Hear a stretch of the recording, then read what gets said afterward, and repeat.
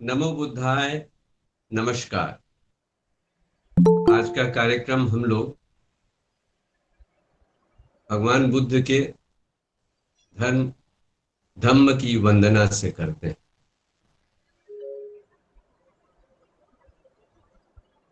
वंदना कुछ इस प्रकार है। स्वाखातो। स्वाखातो मतलब स्वयं अच्छे तरह से आख्यादित, प्रतिपादित, वर्णित। स्वाखातो भगवतो धम्मो। भगवान बुद्ध का यह जो धम्म है वह बहुत ही अच्छे ढंग से प्रतिपादित है, समझाया गया है।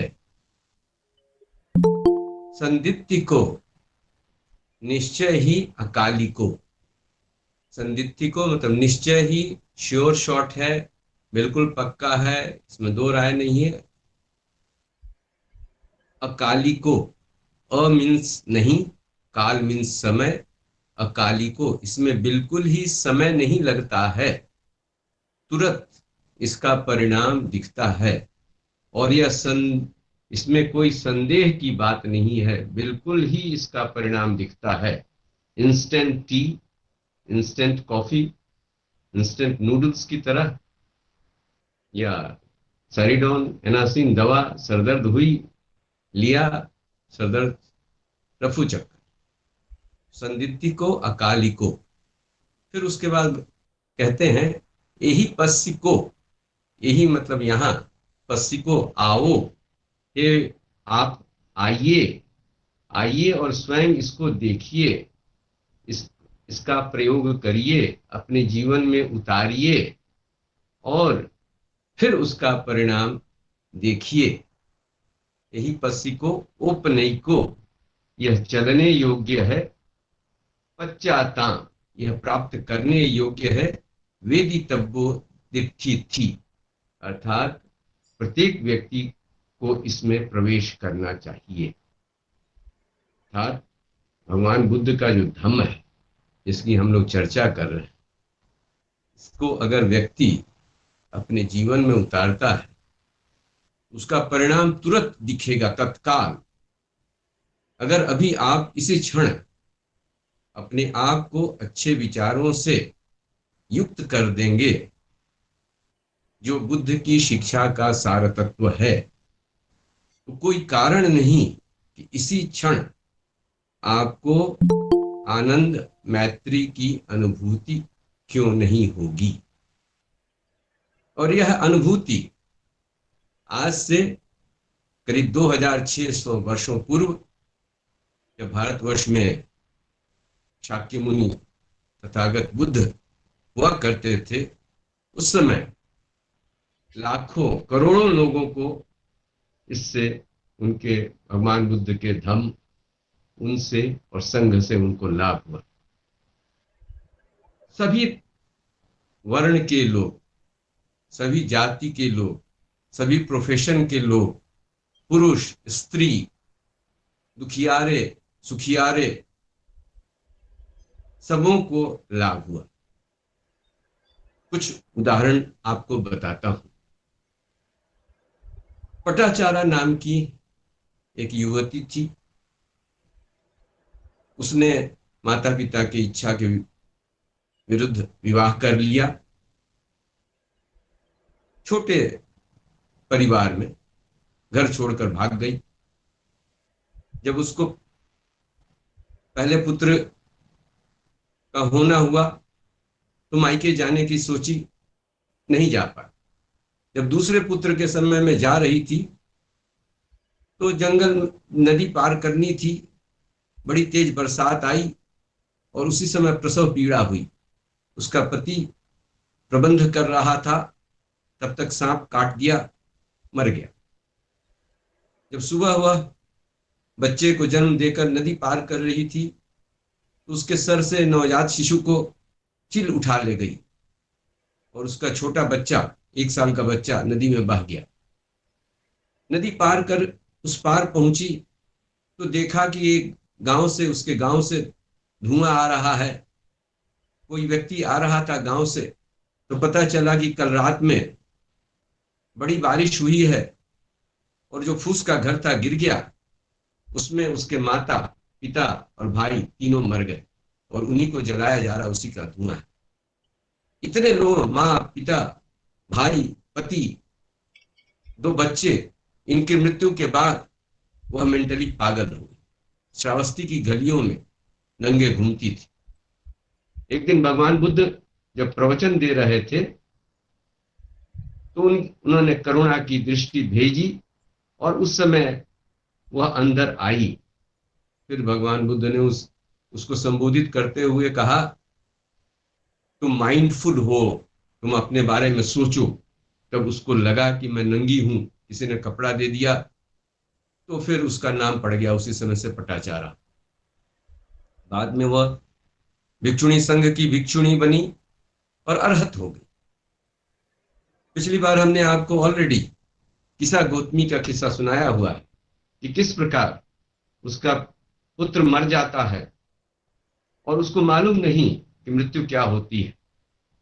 तो शास्त्रा कहते हैं कि थोड़ी सी सरसों लाओ, ऐसे घर से लाना जहां कोई मरा नहीं है। और वह आकर कहती है कि घर कहाँ खोजूं प्रभु, जहां सरसों तो है लेकिन कोई मरा नहीं। तब तथागत समझाते हैं, तो उस सरसों को खोजने की प्रक्रिया में तुमने जीवन के रहस्य को पा लिया और वह भी भिक्षुणी बन जाती है भिक्षुणी संघ में और बाद में अरहत हो जाती है। अंगुलीमाल की कथा लीजिए। अंगुलीमाल का बचपन का नाम अहिंसक था। बहुत ही कुशाग्र बुद्धि का बालक था। तक्षशिला में गुरु के आश्रम में इतना तेज था कि सारे विद्यार्थी, उसके मित्र उससे जलते थे। उन्होंने कंस्पिरेसी की और गुरु जी के कानों में जहर भर दिया कि अहिंसक का गुरु पत्नी से संबंध था। गुरु को इतना क्रोध आया, उन्होंने इसको वेरीफाई नहीं किया। गुरु को इतना क्रोध आया कि उन्होंने अहिंसक से प्रण दिलवा लिया कि संसार के सबसे अच्छे, सबसे महानतम ज्ञान को प्राप्त करने के लिए तुम 1000 लोगों की हत्या करोगे। और वह अहिंसक वहां से हत्या करने के प्रक्रिया में निकल पड़ा। 999 लोगों की हत्या करके राजा प्रसेनजीत के कौशल राज्य के जंगल के पास था। और भगवान बुद्ध ने अपने सुबह में जब वो ध्यान में दृष्टि डालते थे संसार का, उस अवलोकन की प्रक्रिया में उन्होंने उस दिन अंगुलीमाल को देखा। उन्हें लगा कि आज जंगल में अंगुलीमाल की माता मतनी उसको बचाने जाएगी, उसको कहने जाएगी कि तुम मत काम करो, छोड़ दो, क्योंकि पता चला कि राजा प्रसेनजीत अगले दिन स्वयं सेना के साथ उसको मारने जा रहे थे। तो बेटे को बचाने के लिए मतनी जाती है। भगवान बुद्ध ने देखा कि अगर वो हस्तक्षेप नहीं करते हैं और कहीं अंगुलीमाल ने अपनी मां को मार दिया तो वह युगों युगों तक इस पाप से मुक्त नहीं हो पाएगा और फिर वह स्वयं भी मारा जाएगा। अंत में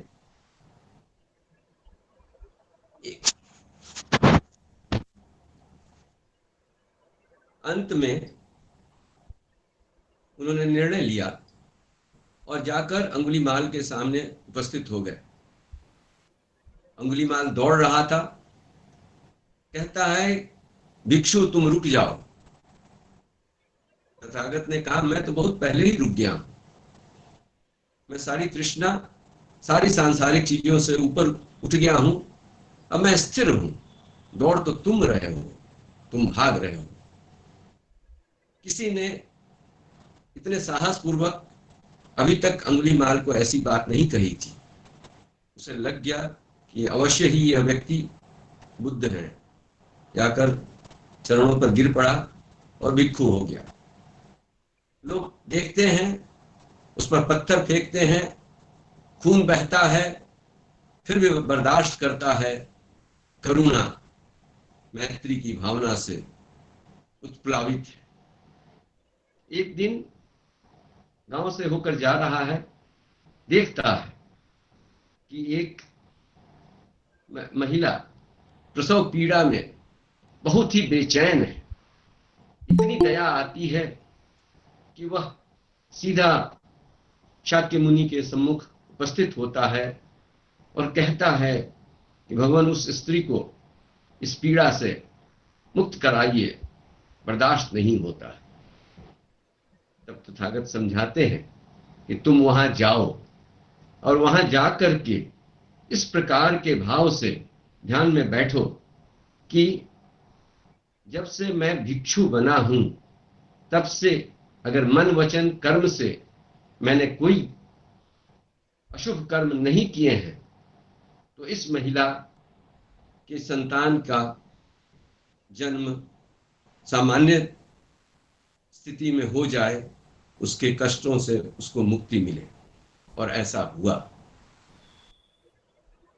आज भी विशेषकर श्रीलंका में जब किसी स्त्री को संतान का जन्म देना होता है तो वहां के भिक्षुगण आकर अंगुलीमाल सूक्त का पाठ करते हैं और इसका बहुत असर होता है।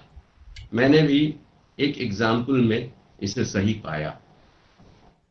दोस्तों, अंगुलीमाल 999 लोगों का हत्यारा, लेकिन बुद्ध के बाद करुणा, दया, मैत्री और समस्त अच्छाइयों का अगर कोई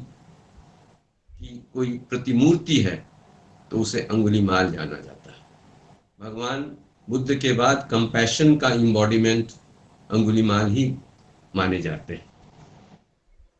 इसी प्रकार दो और भगवान बुद्ध के शिष्य हुए जिन्हें भगवान बुद्ध का दाहिना और बायां हाथ कहा जाता है, महामोगलान और सारिपुत्र। ये दोनों ही राजगीर में एक ही दिन पैदा हुए थे, बड़े उच्च ब्राह्मण परिवार में। और बड़ा होने के बाद दोनों ने एक ही साथ प्रवज्ञा ली और दोनों ने प्रण लिया कि हम लोग ज्ञान हासिल करेंगे। अंत में दोनों बुद्ध के शिष्य हुए और अरहत हुए।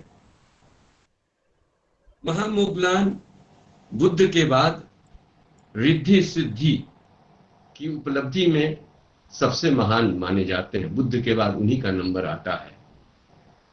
क्या करते थे महामोगलान? उनके पास शक्ति थी। वे स्वर्ग लोक और उच्च लोकों में जाएंगे और वहां पे लोगों को देखेंगे कि धरती पर कौन से कर्म करने के कारण वे लोग इन स्वर्ग लोकों में या उच्च लोगों में उनका जन्म हुआ है। और वे धरती पर आएंगे और लोगों को बताएंगे कि किन कारणों से व्यक्ति उच्च लोकों में जाता है।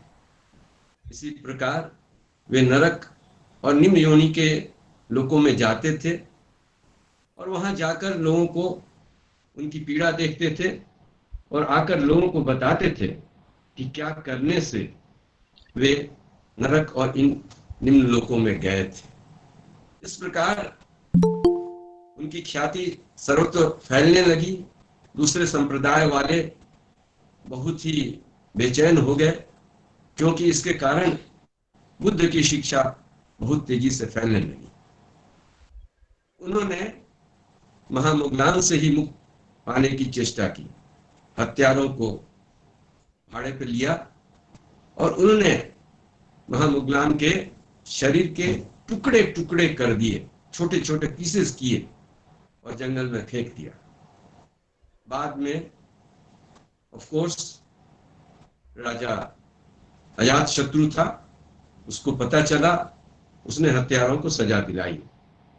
यह भी प्रश्न उठता है कि महामोगलान जैसा अरहत, उसकी ऐसी मृत्यु क्यों हुई। तो कहानी है कि एक पुराने जन्म में उसके माता पिता अंधे थे और पत्नी के बहकावे में आकर उन्होंने अपने माता पिता की, निर्दोष माता पिता की हत्या कर दी थी। और इसी कारण उन्हें कई जन्मों में इस प्रकार अकाल मृत्यु का सामना करना पड़ा था। सारीपुत्र इंटेलेक्चुअल कैपेसिटी में, बौद्धिक ज्ञान में बुद्ध के बाद सारीपुत्र का ही नाम आता है।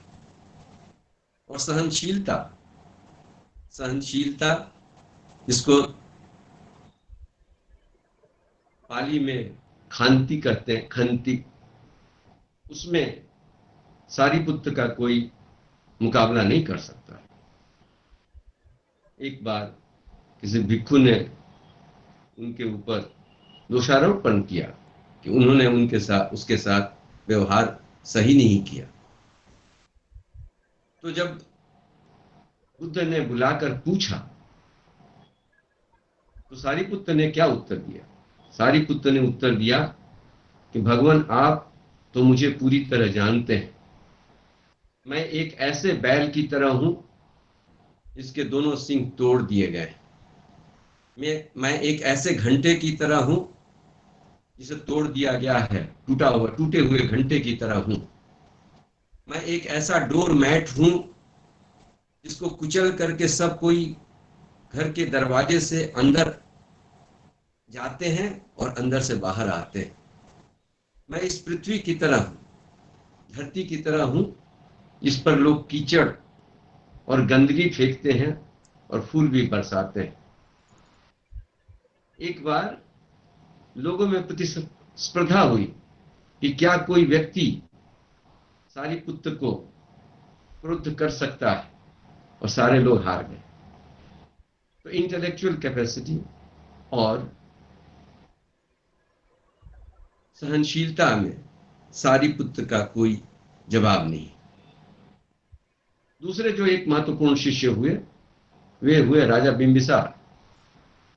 राजा बिंबिसार जब राजकुमार सिद्धार्थ भिक्षु के रूप में राजगृह पहुंचते हैं और पांडव पहाड़ी पर रहते हैं, तो राजा बिंबिसार को पता चलता है।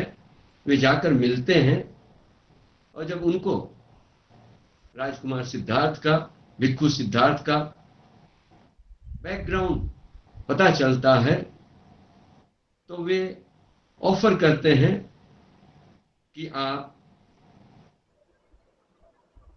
आधा राज्य ले लीजिए, हम दोनों शासन करेंगे। भिक्षु सिद्धार्थ कहते हैं कि सारी वस्तुएं हमारे पास थीं, हमने उन्हें बहुत पहले ही त्याग दिया। और तब वहां से वे उरुवेला की तरफ जाते हैं उस ज्ञान की खोज में।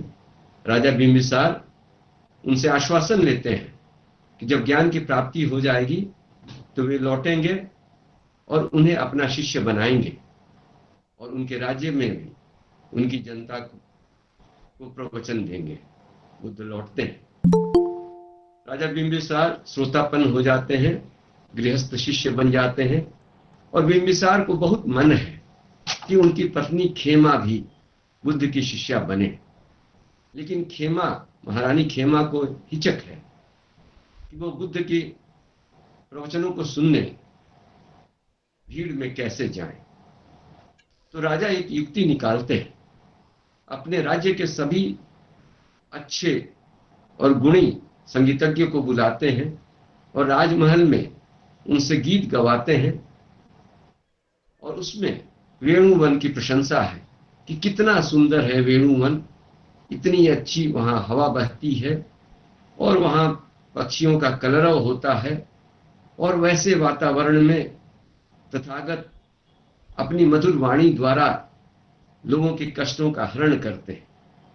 तो रानी खेमा जब यह सुनती हैं तो उनके मन में भी चाह जगती है और वह जाकर वहां उपस्थित होती हैं, उसमें शामिल होती हैं और वह भी श्रोतापन्न हो जाती हैं।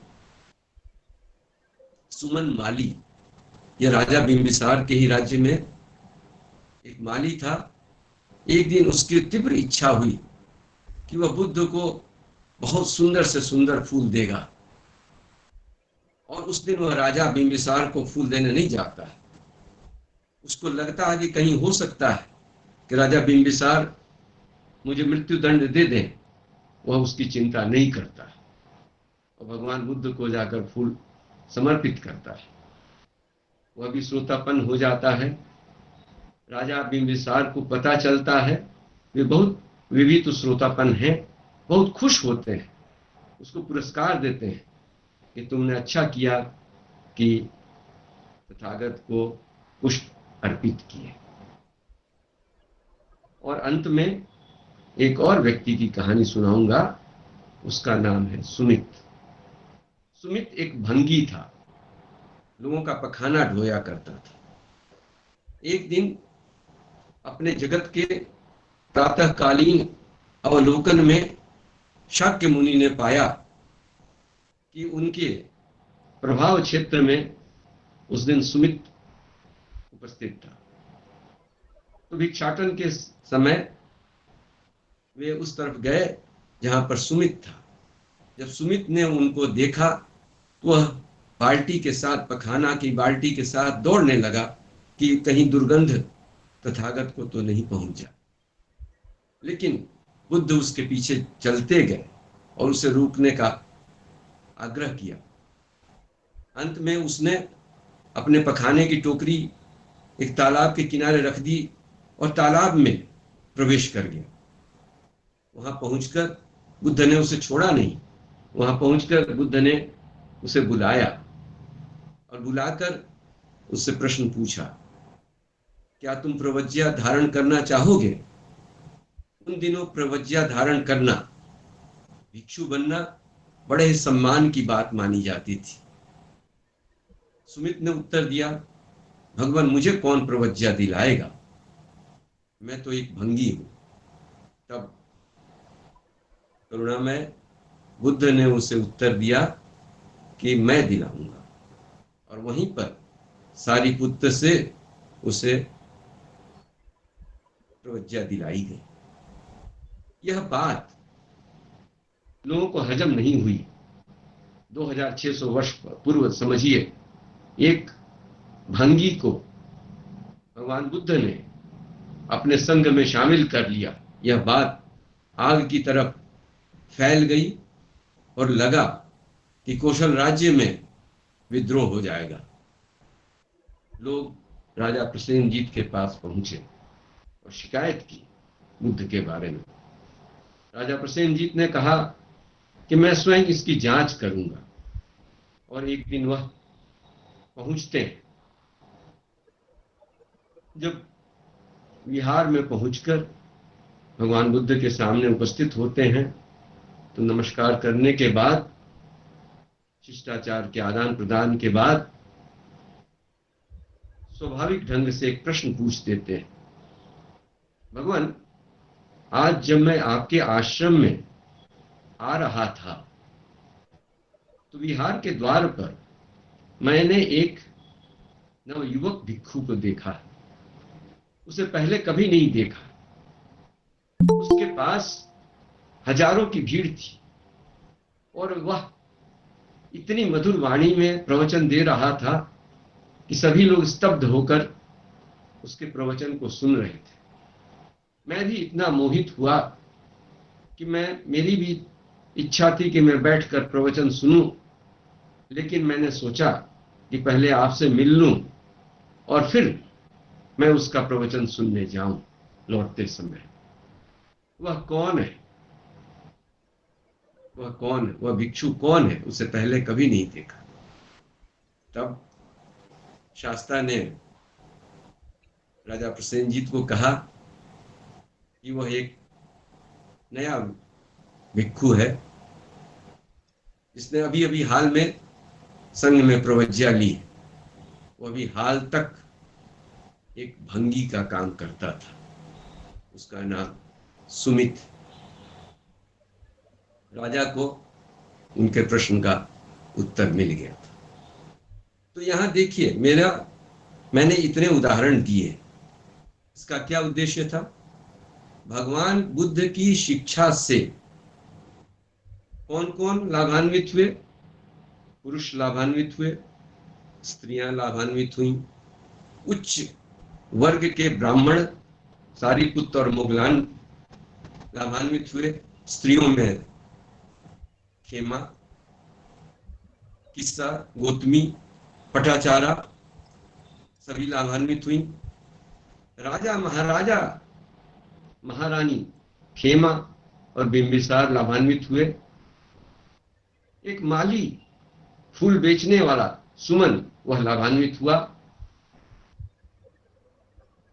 पखाना ढोने वाला एक भंगी लाभान्वित हुआ।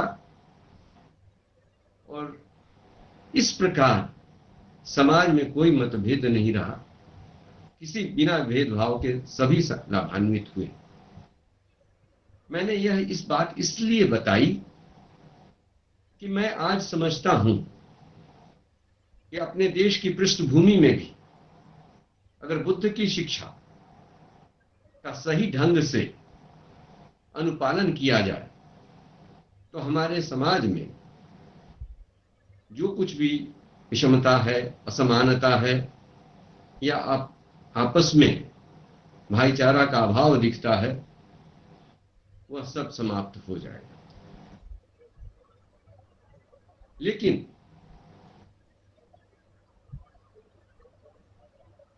यहां एक प्रश्न उठता है, मैंने यह विषय क्यों लिया, इसकी भी जरा पृष्ठभूमि आपको बता दूं। आज सारे संसार में कुल बौद्ध धर्म के फॉलोअर्स की संख्या गूगल बाबा की मदद से 53.5 करोड़ है, 53.50 करोड़, अर्थात विश्व की आबादी का 8 से 10% बौद्ध धर्म को मानता है। भूटान एक बौद्ध देश है। कंबोडिया में 97% लोग, थाईलैंड में 93% लोग बुद्धिस्ट, म्यांमार में 89% लोग, श्रीलंका में 70% लोग बुद्धिस्ट है। अगर आप शिंतो, जो बौद्ध धर्म का ही एक अंग है, मोटा मोटी शिंतो और बौद्ध धर्म के मानने वाले अनुयायियों को जोड़ दें तो जापान, जो संसार का तीसरा या चौथा सबसे बड़ा इकोनॉमिक पावर है, वहां की 100% जनता बुद्धिस्ट है। चाइना की 18% जनता बुद्धिस्ट है और कुल बुद्धिस्ट फॉलोअर्स की संख्या चाइना में करीब 24 करोड़। सिंगापुर में 34%, अर्थात हर 3 व्यक्ति में एक व्यक्ति बुद्धिस्ट है। मुस्लिम कंट्रीज में यूएई, बहरीन, कटार, इन सभी देशों में भारतवर्ष की तुलना में कई गुना ज्यादा बुद्धिस्ट है। हमारे यहाँ की क्या स्थिति है? हमारे यहाँ कुल पॉपुलेशन का 0.8% बुद्धिस्ट हैं, बुद्धिस्ट फॉलोअर्स हैं, जो कि ओमान जैसे एक मुस्लिम छोटे कंट्री के पॉपुलेशन के बराबर है, वहां भी 0.8% है। हम लोगों के देश में कुल बुद्धिस्ट फॉलोअर्स की संख्या 1 करोड़ भी नहीं है, 92 लाख। मैंने बड़ी ईमानदारी से कोशिश की है, जब से बुद्ध से लगाव हुआ। वैसे तो यह यात्रा थियोसॉफिकल सोसाइटी से करीब 50 साल पहले शुरू हुई।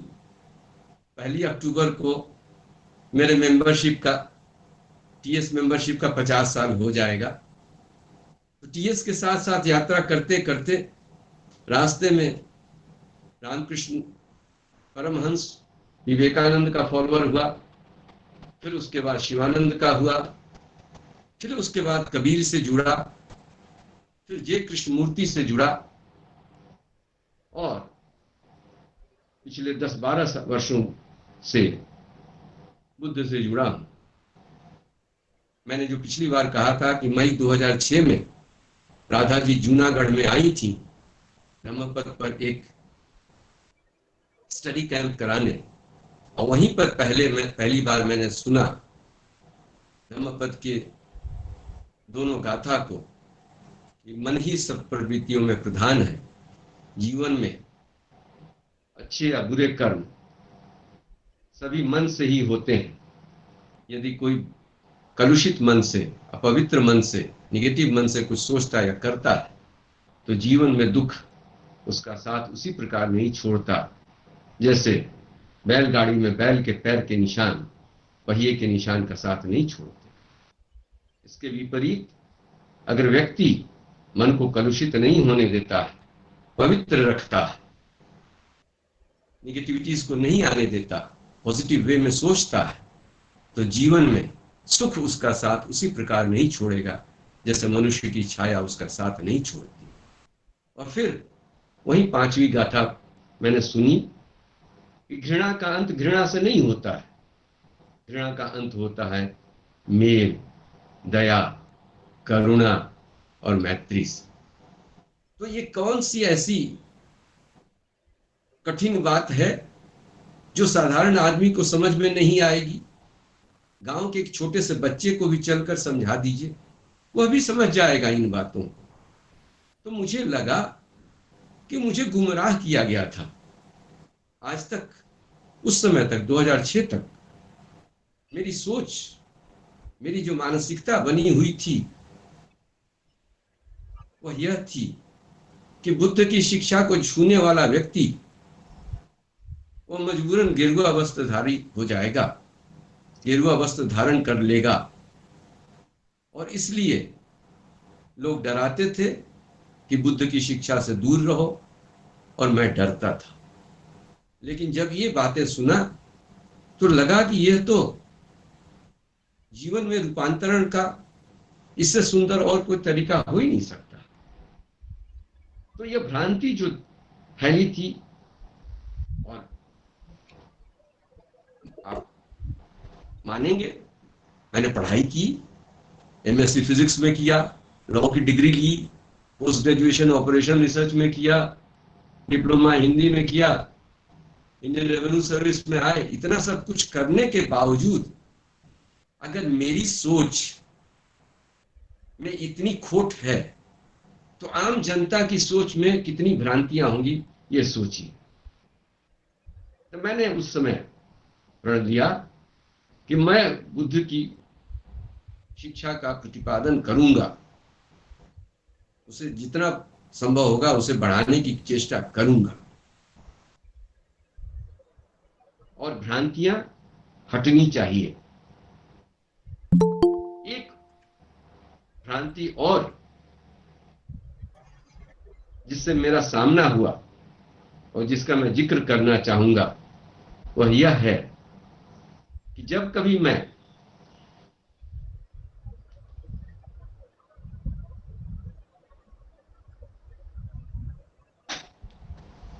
मैं किसी सोफिस्टिकेटेड ग्रुप में जाता हूं और वहां जरा भी चर्चा करता हूं कि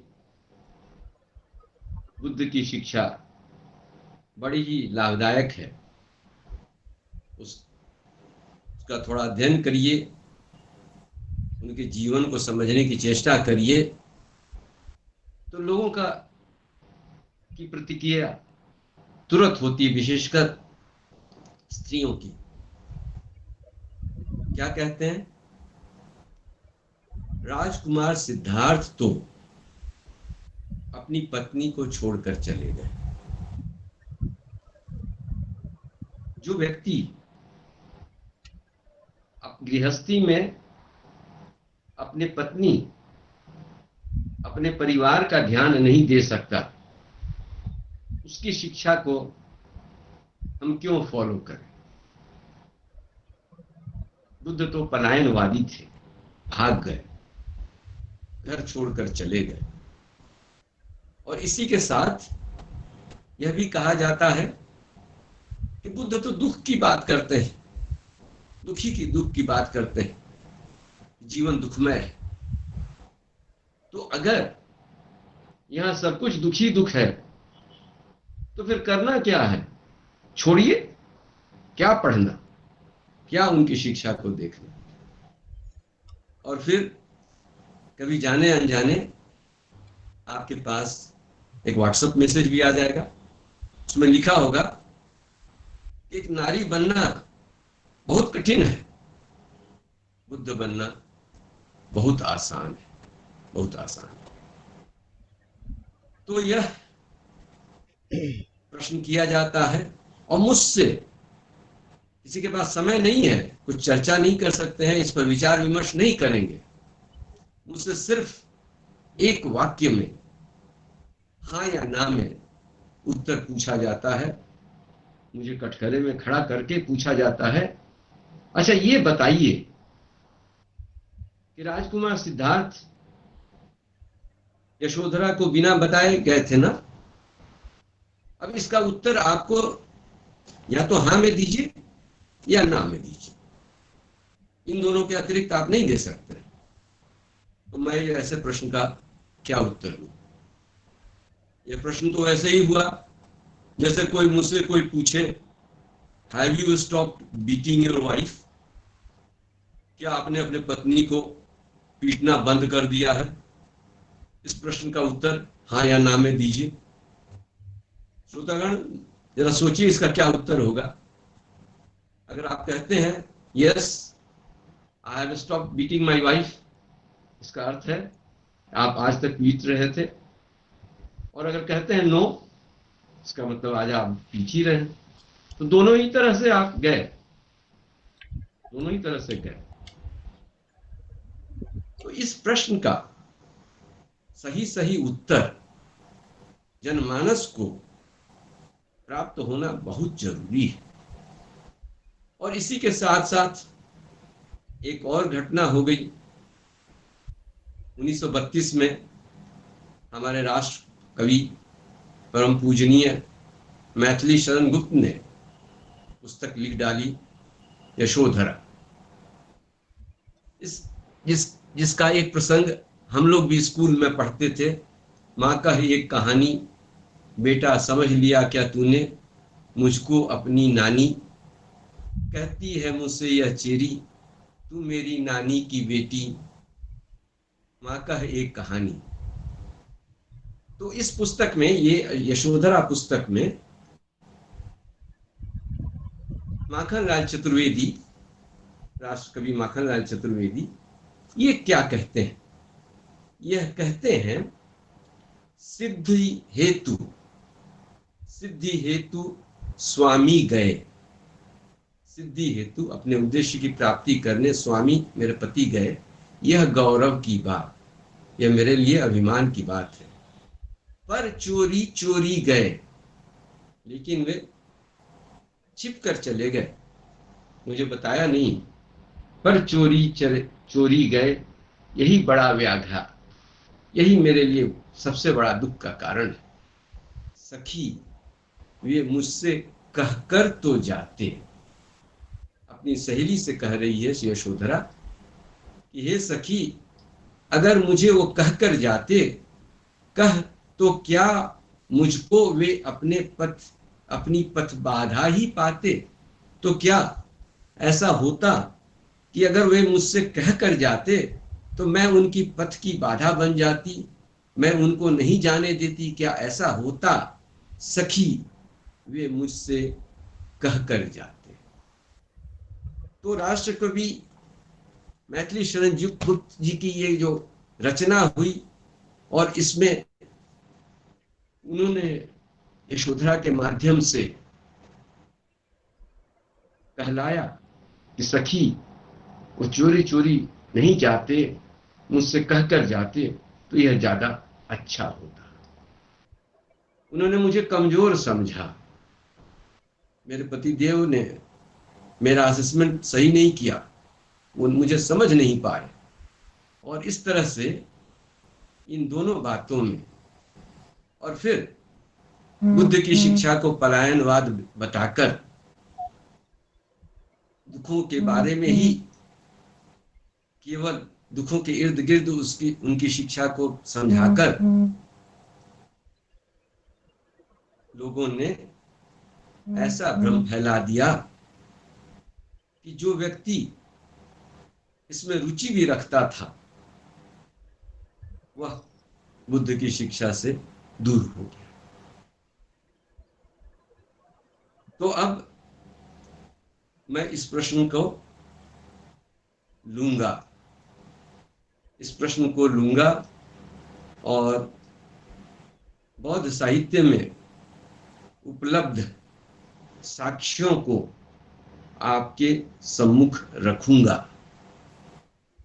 मेरा काम केवल बौद्ध साहित्य के साक्ष्य को आपके सम्मुख प्रस्तुत करना है, और क्यों करना है यह भी मैं बताऊंगा। और इसमें मैं जो स्रोत बताऊंगा वो सारे विश्व से, उसमें महायान का भी स्रोत है, उसमें थेरवाद का भी स्रोत है, उसमें इंग्लैंड से भी स्रोत है, उसमें वियतनाम से भी स्रोत है, उसमें श्रीलंका से भी स्रोत है, उसमें तिब्बत का भी स्रोत है, और मेरी अल्प बुद्धि जो इन तथ्यों का विश्लेषण करती है उसका भी जिक्र है। तो मैं सबसे पहले अपनी बात को समझाने के लिए साक्ष्य नंबर 1 प्रस्तुत करता हूं। वह है अपने यहाँ थियोसॉफिकल सोसाइटी से ही और भी जगह से पब्लिश पुस्तक the light of Asia. The light of Asia, इसके लेखक सर एडविन एर्नोल्ड, जन्म 1832, मृत्यु 72 वर्ष की उम्र में 1904। यह व्यक्ति 1 साल नहीं 7 साल तक पुणे के संस्कृत कॉलेज का प्रिंसिपल रहा। एक व्याख्याता नहीं, एक प्राध्यापक नहीं, एक प्राचार्य। 1 साल नहीं, 2 साल नहीं, कुल 7 वर्ष। यह सिर्फ इसलिए बता रहा हूं, इससे इस व्यक्ति के संस्कृत की विद्वता से आपको अवगत कराना चाहता हूं। और यहां से कार्य करने के बाद यह व्यक्ति इंग्लैंड चला जाता है। इंग्लैंड का रहने वाला था, वहीं जन्म हुआ था।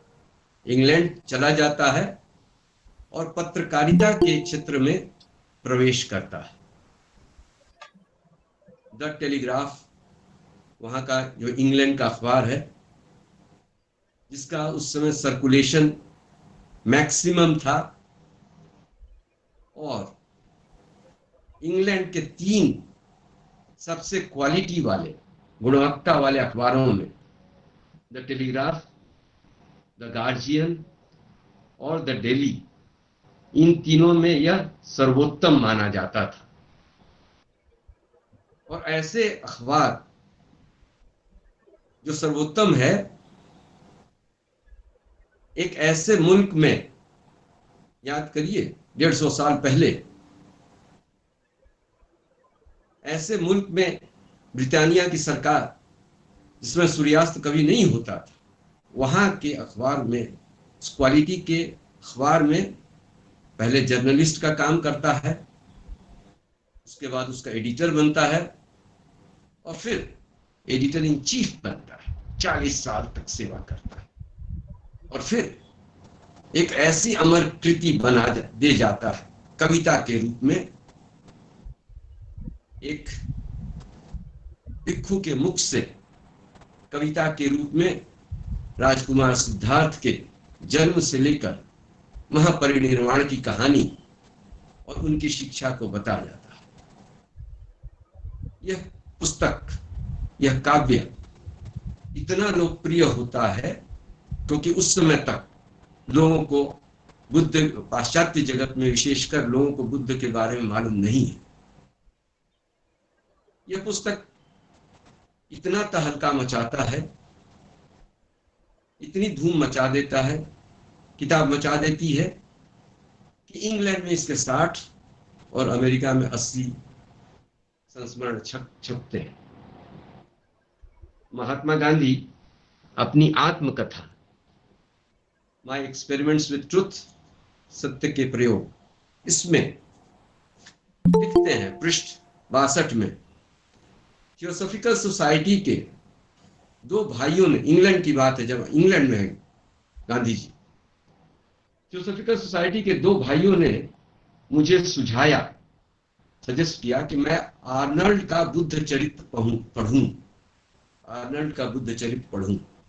उस समय तक तो मुझे सर एडविन आर्नल्ड के गीता के अनुवाद का ही पता था। मैंने बुद्ध चरित्र भगवत गीता से भी अधिक रसपूर्वक पढ़ा। एडविन आर्नल्ड ने भगवत गीता पर भी पुस्तक लिखी है। गांधी जी कह रहे, मैंने बुद्ध चरित्र भगवत गीता से भी अधिक रसपूर्वक पढ़ा। पुस्तक हाथ में लेने के बाद उसे समाप्त करके ही छोड़ सका। पुस्तक हाथ में लेने के बाद उसे समाप्त करके ही छोड़ सका। इस पुस्तक में गांधी जी ने कई जगह इस पुस्तक लाइट ऑफ एशिया का जिक्र किया। अब यह जो लेखक है, यह जो अंग्रेजी का महान विद्वान और संस्कृत का महान विद्वान, दोनों ही भाषाओं का महान विद्वान, और ऊपर से सोने में सुहागा जर्नलिज्म का अनुभव, 40 साल का, दुनिया के सबसे सुंदर गुणवत्तापूर्ण अखबार का एडिटर इन चीफ बनता है, ऐसा व्यक्ति अगर अपनी पुस्तक में कोई शब्द लिखता है तो निश्चय ही वह नपा तुला लिखेगा। एक जर्नलिस्ट, पत्रकार बहुत सोच समझकर किसी शब्द का इस्तेमाल करता है, और इसलिए अपने पुस्तक की प्रस्तावना में यह जो जर्नलिस्ट है, एडिटर इन चीफ है, the best of the best newspaper in the world, उसका जो एडिटर इन चीफ, और वह व्यक्ति क्या लिखता है, और इसी कारण मैंने इस विषय को आज लिया। मैं क्या लिखता है, वो हिंदी वाली पुस्तक जो अनुवादित है उससे पढ़ूंगा। प्रस्तावना में सर एडविन आर्नोल्ड लिखते हैं, समस्त बौद्ध साहित्य एक बिंदु पर सर्वसम्मत है।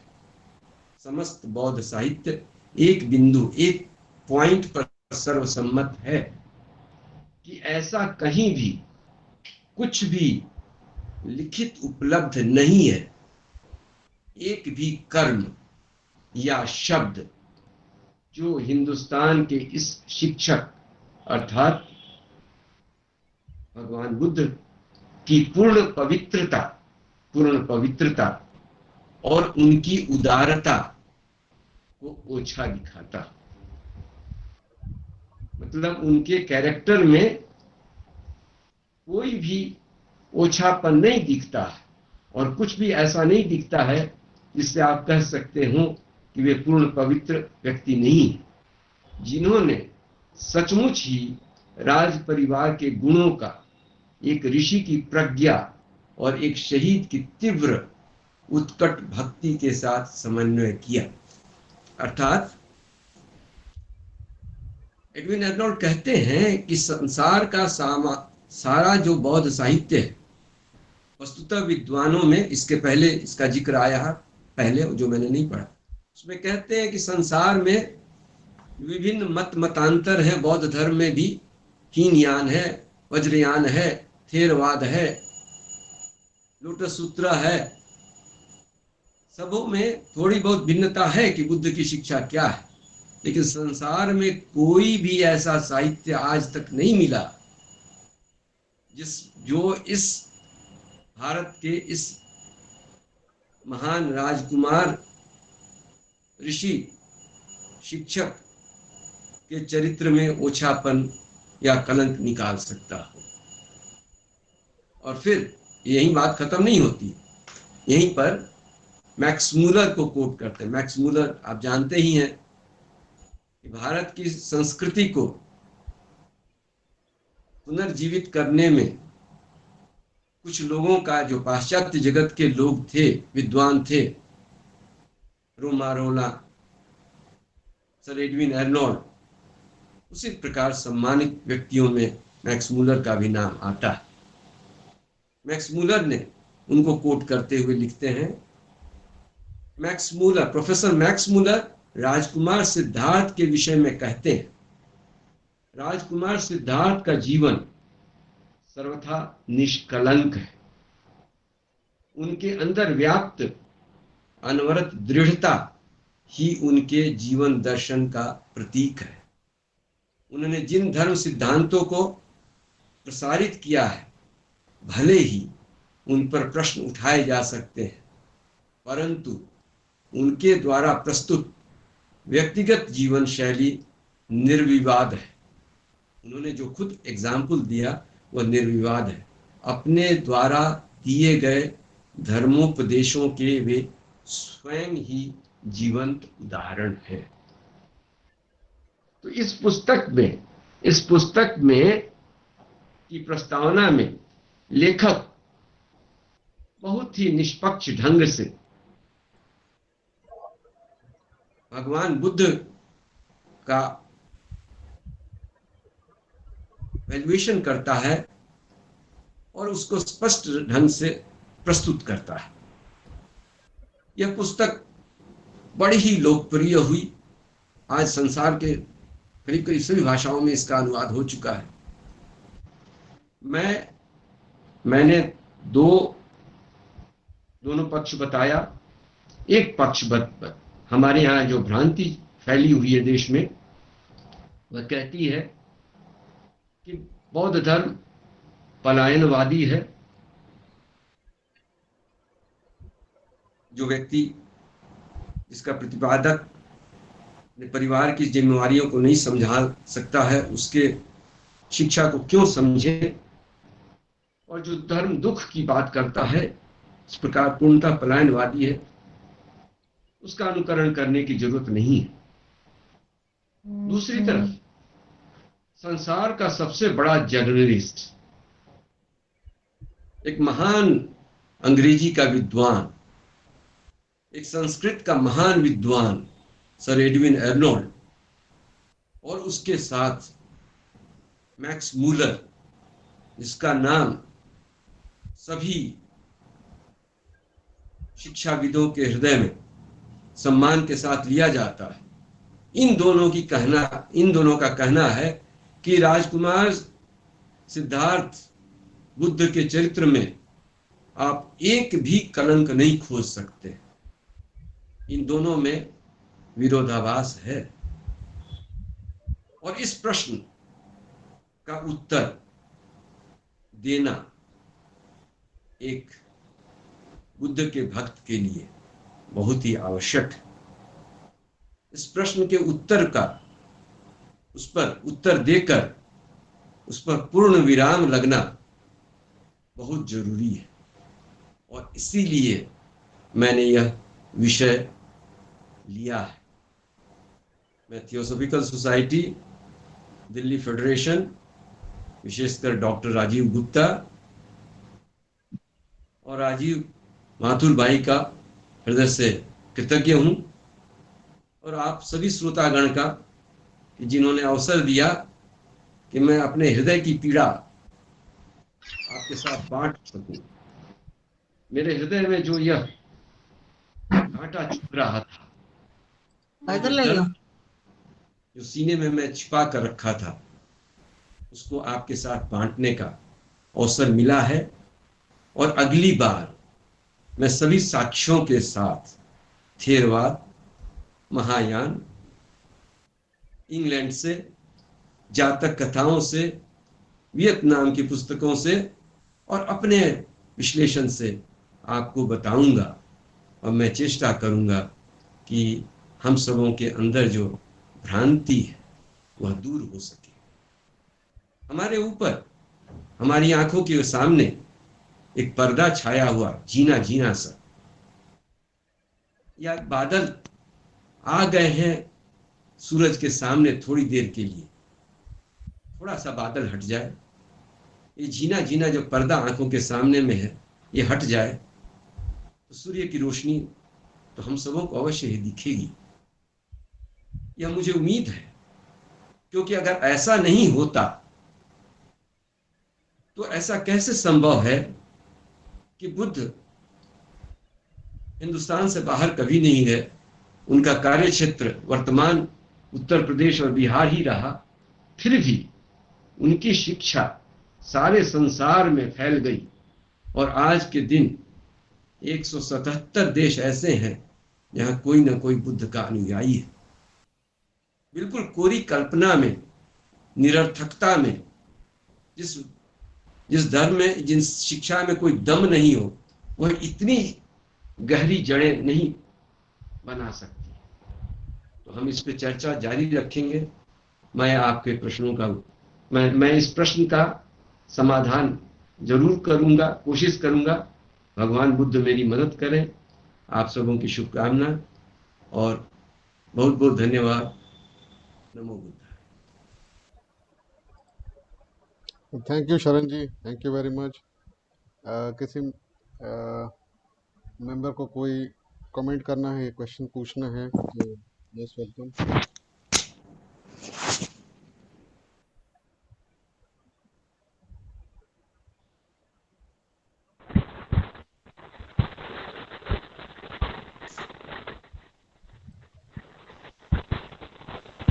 शरण साहब नमस्कार। नमस्कार। आवाज नहीं आ रही है। आवाज तो अच्छे से आवाज नहीं आ रही है। रुकिए, मैं जरा हाँ हेडफोन लगाने की चेष्टा करता हूँ।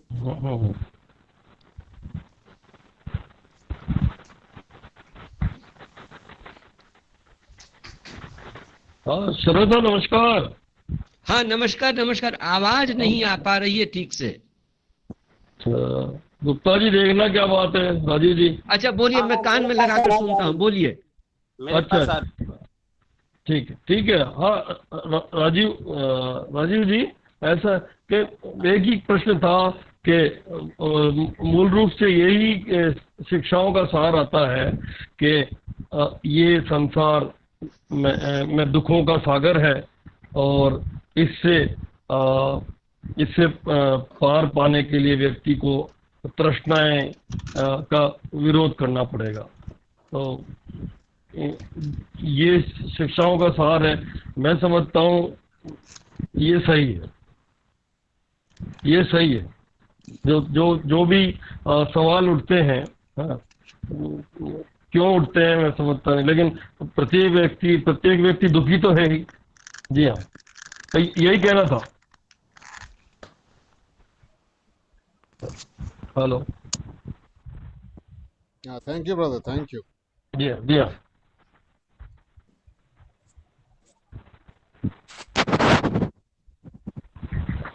मैंने प्रश्न नहीं सुना। प्रश्न था कि ये आपका कमेंट था? ये बस हाँ, ये कमेंट ही मानिए। ठीक है, ठीक है, तब ठीक है। ठीक है। ठीक है, ओके ओके।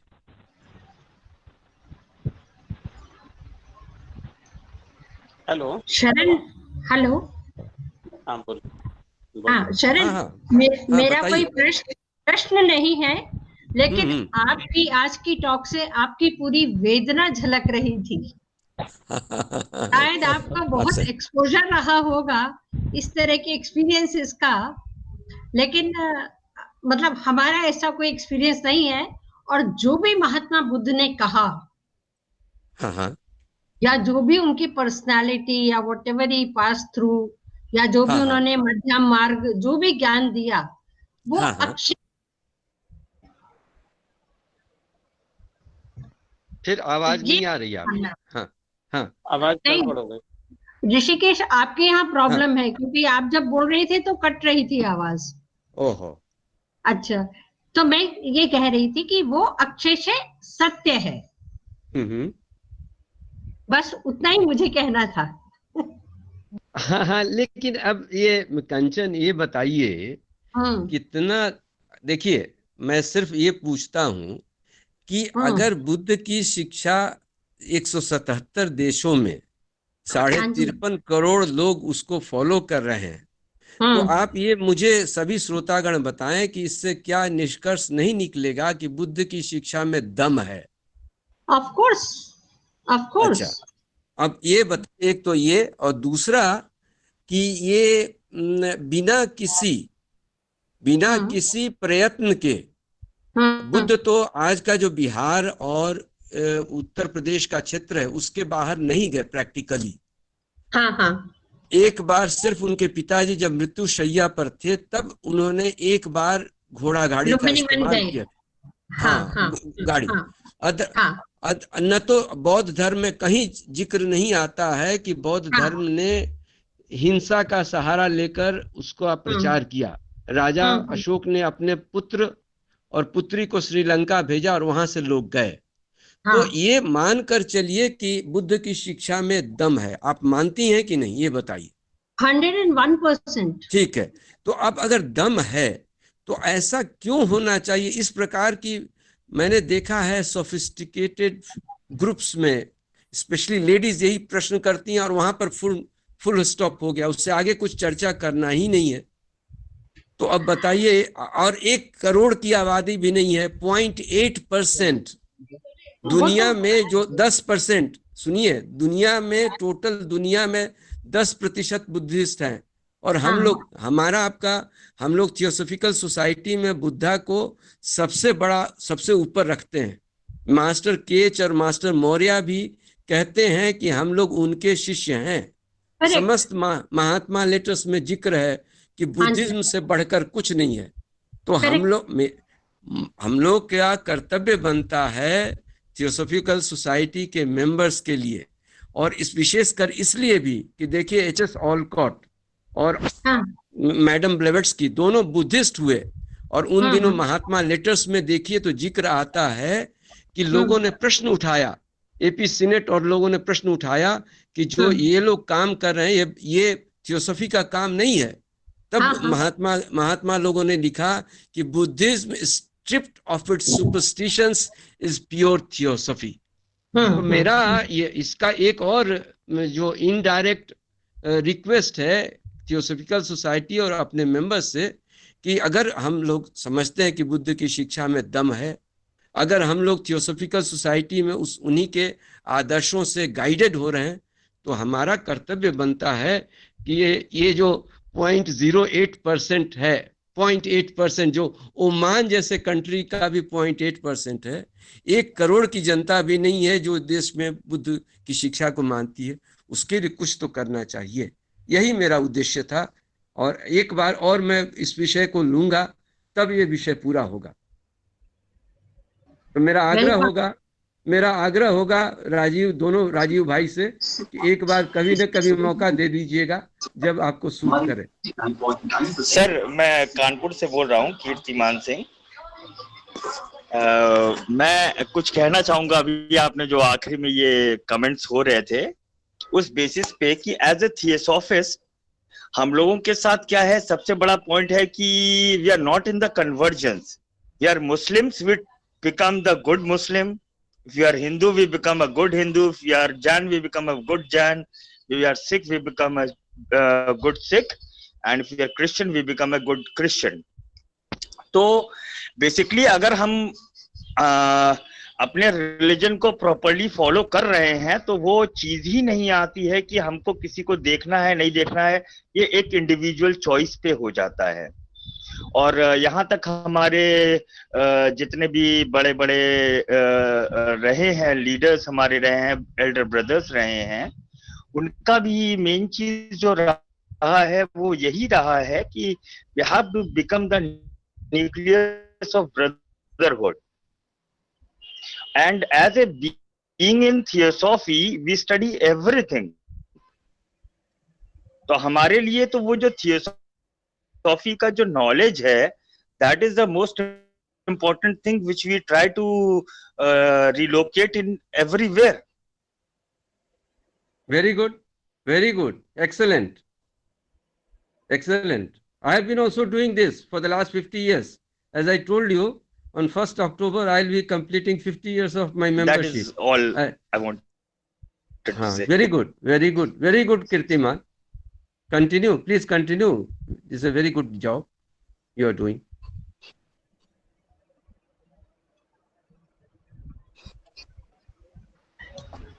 कीर्तिमान जी, मुझे जो लगा वो ऋषिकेश जी का कहना कन्वर्जन के कॉन्टेक्स्ट में नहीं था। Thank you sir. शायद मुझे उनका यही कहना था कि जो चीजें लोगों में भ्रम फैल रहा है या गलत समझ रहे हैं बुद्ध के बारे में, हम उनको जहां तक हमसे हो सके उस भ्रम को दूर करें। This is what I understood from his. He was not trying to say conversion as you used one word. It's all This is what I understood. Comment, that's all. Yeah. ये बौद्धिज्म, हेलो, हाँ शरण जी नमस्कार। बौद्धिज्म को marginalise करने के पीछे, हाँ hello, बौद्धिज्म को इंडिया में मार्जिनाइज करने के पीछे ब्राह्मणवाद भी रहा। जो बौद्ध मठ थे उनमें शिव की मूर्ति रख दी गई। मैं उन कारणों पर नहीं जा रहा हूँ, मैं भूतकाल को भूल गया। ये बहुत बड़ी साजिश रही। त्रिभुवन जी, भूतकाल में मत जिए, आज वर्तमान में जिए और कारण नहीं। डॉक्टर अगर कारण ही बता दिया ये बीमारी या दवा दिया ही नहीं तो क्या फायदा उस डॉक्टर का। कैंसर हो गया, कैंसर की दवा दी नहीं, आगे जी बिल्कुल सही। भूल जाइए, भूतकाल को भूल जाइए, आगे का देखना।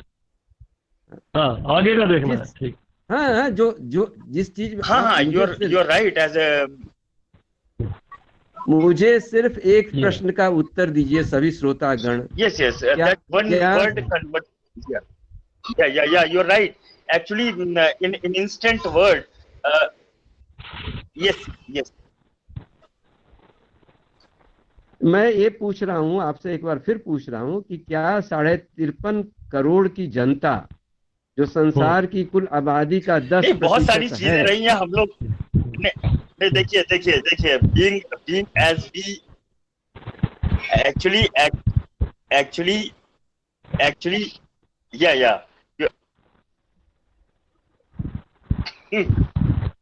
कीर्तिमान बोलिए। एक्चुअली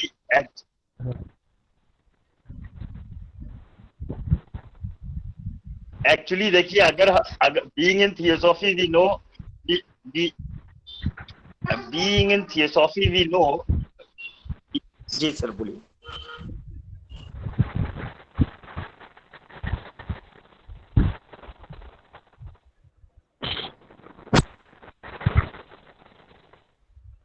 शिवान जी, आपकी आवाज कट रही है, क्या हुआ? नहीं वो एक्चुअली डिस्कनेक्ट हो गया था। डिस्कनेक्ट हो गया था, सॉरी, नेटवर्क का थोड़ा इश्यू था।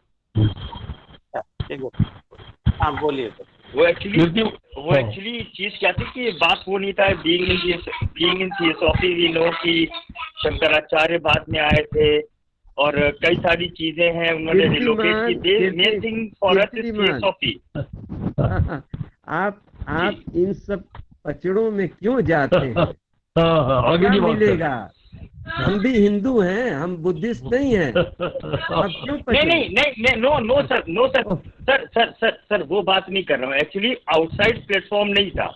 We were like in context कि we were not outside the forum, all the theosophy members are there. तो जब हम थियोसॉफी के मेंबर्स हैं तो as a member you talked about कि what public was talking about, that is very right कि जो दुनिया सोचती है। मगर being the members which are sitting over here, we are all Buddhists from inside. We know Buddha, we know Maitreya, we know everything, we know Master. So for us, the thing is कि like कि क्या quantity है कहाँ पर, वो चीज़ नहीं थी। Main चीज़ जो मेरा कॉन्टेक्स्ट था वो यही था कि शंकराचार्य आए, अब उनका भी कॉन्टेक्स्ट है, वो क्यों आए थे, तो all that was the thing. और बाकी कोई मेरा वो नहीं है, मतलब वो ऐसा बिल्कुल मत सोचिए कि अब मैं अगर ईएस की तैयारी कर रहा हूँ तो मैं अगर बीइंग हिंदू सोचूंगा तो फिर वो वाली बात नहीं कि कौन हिंदू है कौन नहीं। कीर्तिमान, ये सारी दुकानें हैं, इनमें से कौन सा माल आपको अच्छा लगता है वो ले लीजिए। कोई मोहर मत लगाइए, मोहर मत लगाइए। हाँ, बिल्कुल सर, बिल्कुल सर। सारी जिससे आपको माल अच्छा